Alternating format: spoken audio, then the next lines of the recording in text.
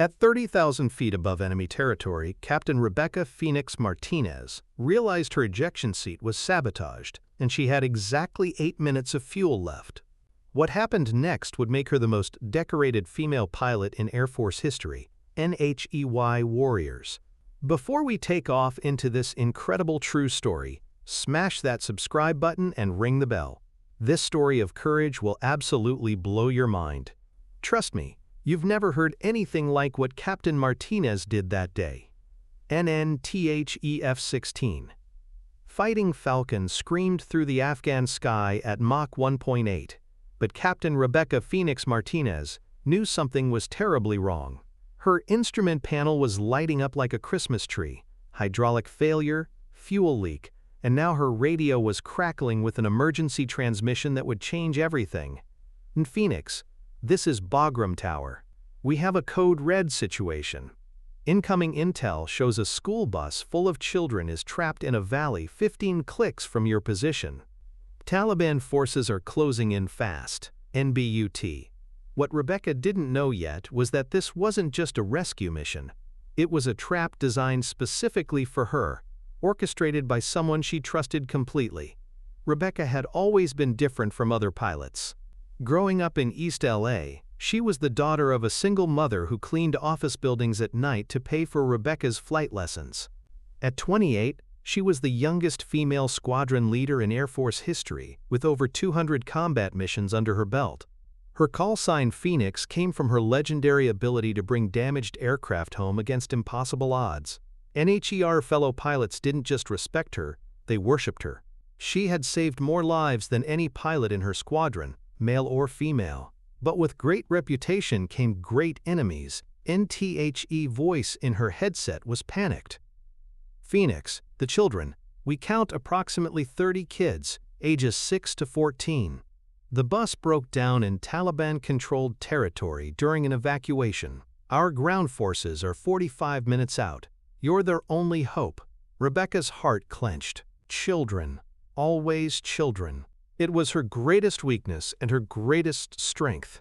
NBUT, the most shocking thing was about to be revealed through her encrypted communication system. Captain Martinez came a different voice, cold and calculated. I know you're listening. Those children are real, but so is the price on your head. Land your aircraft and surrender, or watch 30 innocent lives end. NTHE voice was American. Not Taliban, not foreign. American. Who is this? Rebecca demanded, her training keeping her voice steady despite the ice forming in her veins. Someone who knows that you've been asking too many questions about Operation Blackout. Someone who knows you've discovered things that could end careers, and lives. Rebecca's mind raced. Operation Blackout, the classified mission from 6 months ago that had never sat right with her. The mission where her best friend and wingman, Captain David Viper Thompson, had been shot down over what was supposed to be friendly territory. The mission where the intelligence had been too perfect, too convenient. And wait a minute, don't miss this crucial detail. NSHE had been investigating David's death on her own time, following paper trails that led to unauthorized arms sales, missing weapons shipments, and covered-up friendly fire incidents.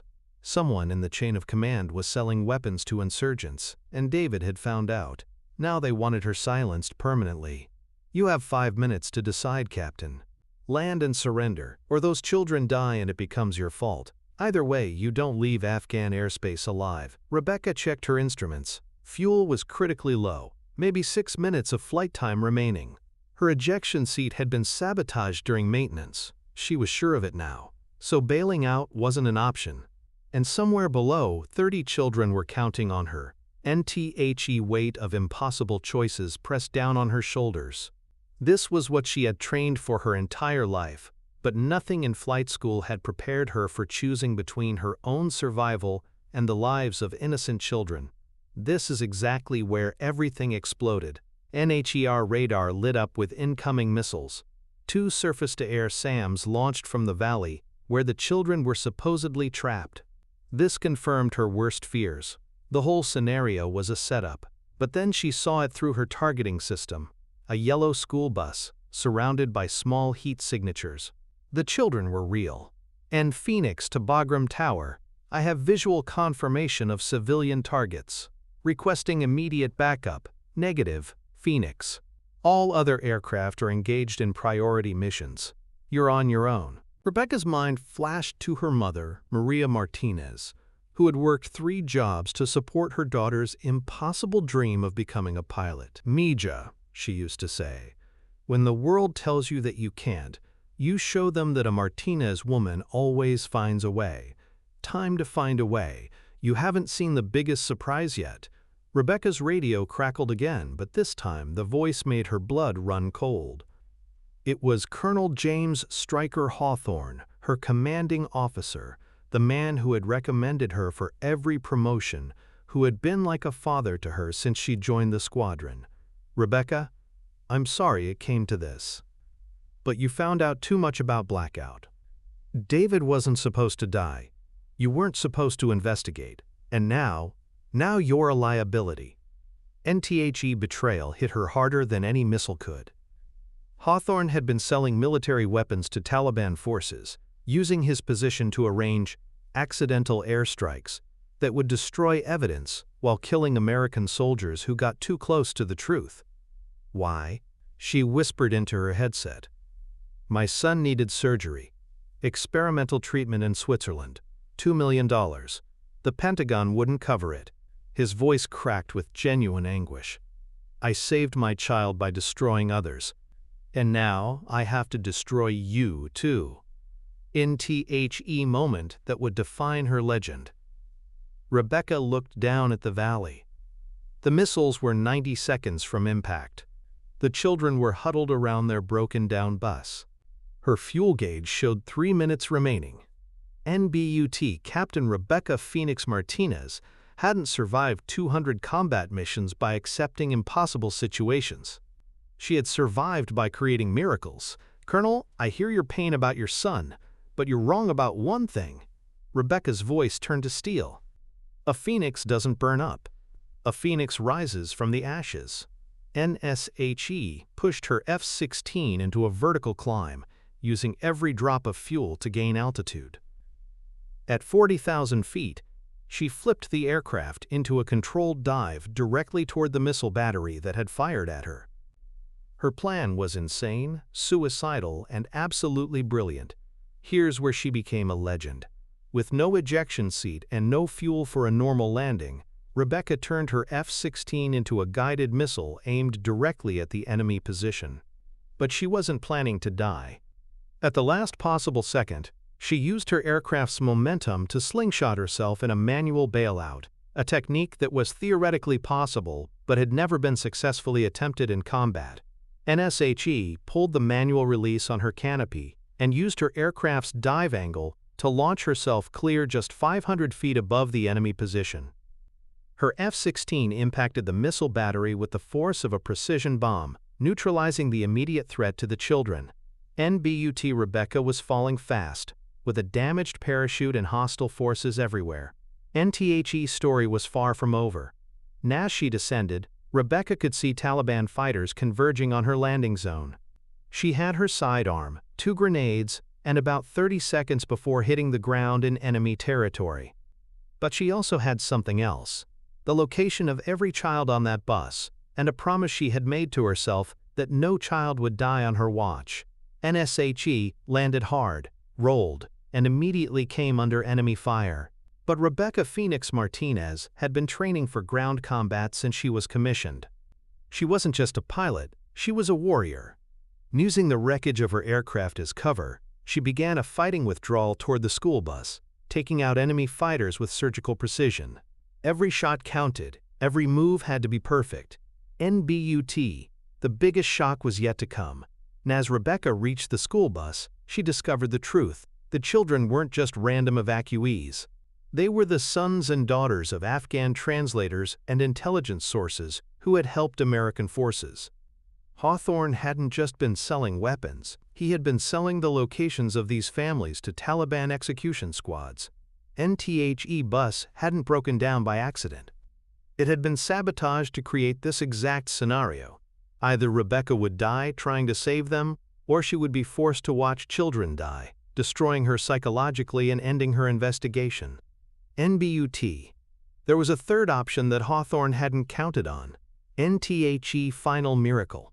Rebecca's actions had triggered an automatic emergency beacon in her flight suit. Every special operations unit within 100 miles now knew her exact location.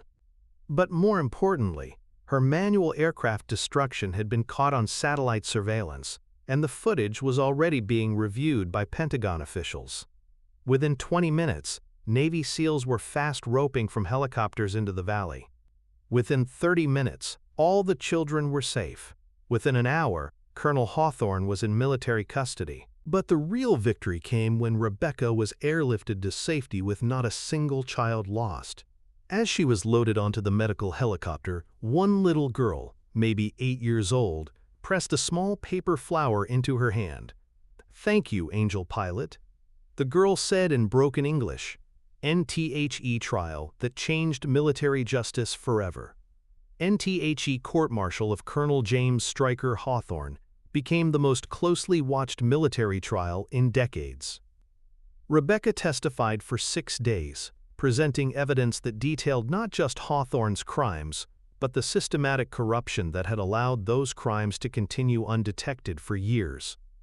NHER testimony revealed that the weapons trafficking operation had generated over $50 million in illegal profits, money that had been used to fund everything from luxury homes to experimental medical treatments to offshore investment accounts. But the human cost was even higher.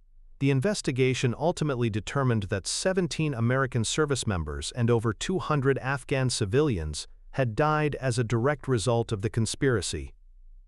Hawthorne's defense team tried to portray him as a desperate father who had made terrible choices to save his son's life. They brought in medical experts who testified about his son's rare genetic condition and the experimental treatments that weren't covered by military health care. They presented evidence of Hawthorne's distinguished service record, his 2 Purple Hearts, his Bronze Star with V device for valor. NBUT Rebecca's testimony cut through all of the sympathy and excuses with laser-like precision. "Sir, I understand that Colonel Hawthorne was motivated by love for his son, but so was every parent of every child he killed or endangered. The difference is that those parents didn't have the power to commit treason to save their children. Colonel Hawthorne did, and he chose to use that power to destroy the lives of people who trusted him." NTHE military jury deliberated for less than 2 hours before returning guilty verdicts on all charges: conspiracy, treason, murder, weapons trafficking, and conduct unbecoming an officer. Hawthorne was sentenced to life in prison without the possibility of parole. NBUT. The trial also exposed systematic failures in military oversight that went far beyond one corrupt colonel.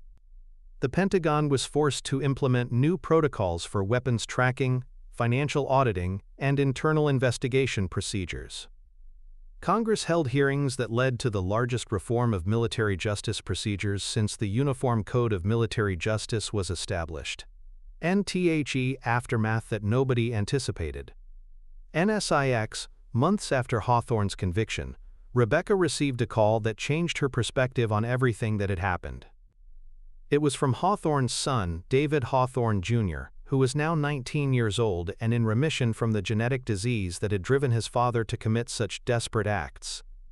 "Captain Martinez," he said, his voice shaking with emotion, "I need you to know that I never asked my father to do what he did. I never wanted people to die so that I could live. If I had known what he was doing, I would have refused the treatment."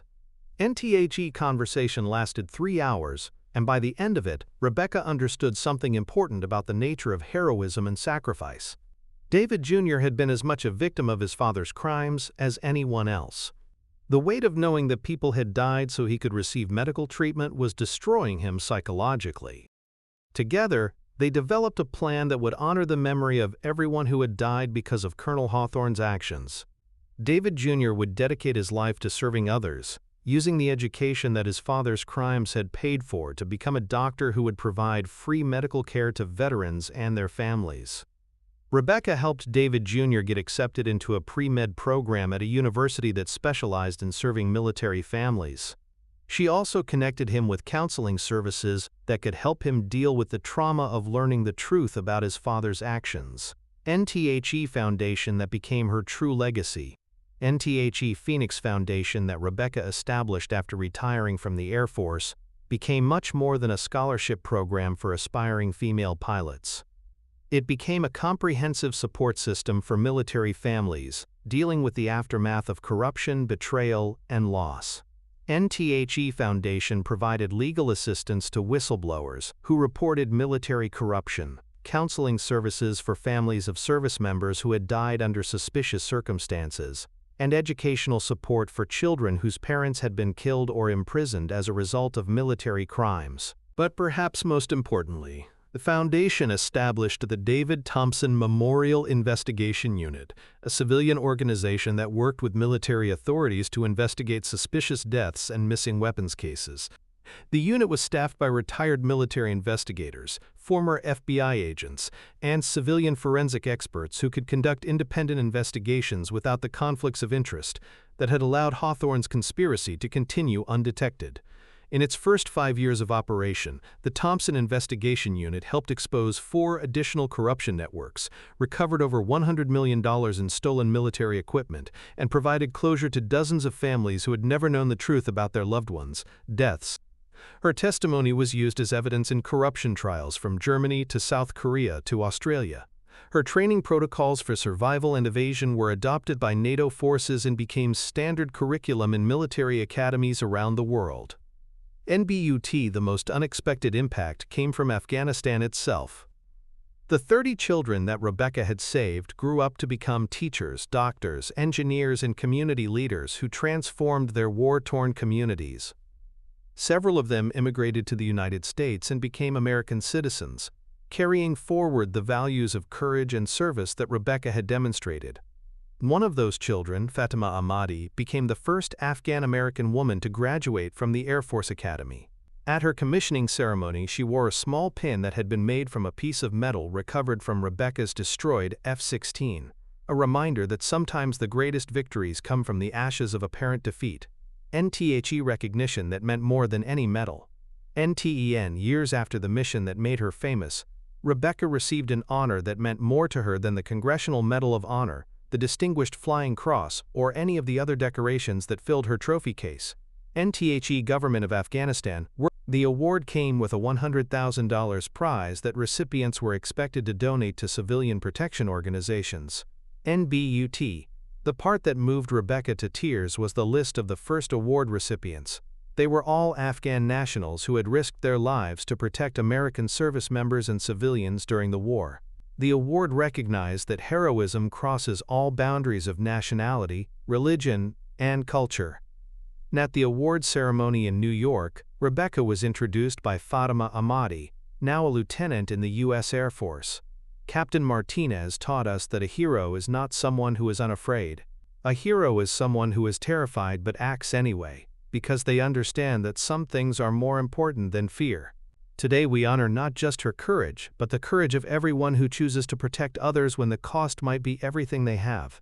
NTHE Phoenix had risen from the ashes stronger than ever. NSIX months later, Captain Rebecca Phoenix Martinez stood before a joint session of Congress, receiving the Congressional Medal of Honor, only the second woman in history to receive the nation's highest military decoration. NBUT. She wasn't thinking about medals or recognition. She was thinking about 30 children who were alive because sometimes, when the world tells you that something is impossible, you prove them wrong. NTHE surprise ending nobody saw coming. As Rebecca left the Capitol building after the ceremony, a young girl approached her, the same 8-year-old, who had given her the paper flower in Afghanistan, an angel pilot. The girl cried, running into Rebecca's arms. "I told everyone you would come back." NTHE girl's family had been granted asylum in the United States, part of a special program for the families Rebecca had saved. All 30 children were now safe in America, attending school, learning English, and living the childhood they almost lost. NBUT. There was one more surprise waiting. NTHE girl's older brother, now 16, stepped forward and handed Rebecca an envelope. "My sister wanted me to give this to you." Inside was a drawing, a stick-figure pilot with wings, standing in front of an American flag, surrounded by stick-figure children holding hands. At the bottom, in carefully practiced English letters, "Heroes don't wear capes, they wear flight suits." The legacy that changed everything. Rebecca Phoenix Martinez retired from active duty 2 years later, but her impact was just beginning. She established the Phoenix Foundation, providing flight training scholarships for underprivileged girls. She testified before Congress about military corruption and weapons trafficking. She became a voice for female service members everywhere. NBUT. Most importantly, she proved that sometimes the greatest heroism comes not from following orders, but from knowing when to break them for a higher cause. And every year on the anniversary of the mission, Rebecca visits the families of those 30 children. She watches them graduate from high school, start families, and build the American dreams that almost ended in that Afghan valley. And sometimes, late at night, she looks up at the stars and thinks about David Viper Thompson, her fallen wingman who died seeking the truth. She knows he would be proud of what his sacrifice ultimately achieved. NTHE Final Transmission. NTHE Last thing Rebecca Phoenix Martinez said in her final military debriefing was simple. A true warrior doesn't fight for glory or recognition. A true warrior fights so that others don't have to. NTHO's words are now inscribed at the entrance to the Air Force Academy, inspiring every new cadet who dreams of earning their wings. Because sometimes, one person's courage to do the impossible can change the world. And sometimes, the phoenix doesn't just rise from the ashes. Sometimes, she lifts others up with her. NEPILOGUE, the call that started it all. 3 years after her retirement, Rebecca received a call from a young Afghan woman in college in California. "Captain Martinez, you probably don't remember me, but you saved my life when I was 8 years old. I'm graduating from medical school next month, and I wanted you to be the first to know. I'm going back to Afghanistan as a doctor to help other children, just like you helped me." NTHE Phoenix smiled, looking out at the sunset from her small ranch in Montana, where she now trains the next generation of pilots. Some heroes wear uniforms. Some save lives with bullets and bombs. But the greatest heroes are the ones who plant seeds of courage that grow into forests of hope. And Captain Rebecca Phoenix Martinez had become that kind of hero. The kind that changes not just the present, but the future itself. And that future was in very good hands.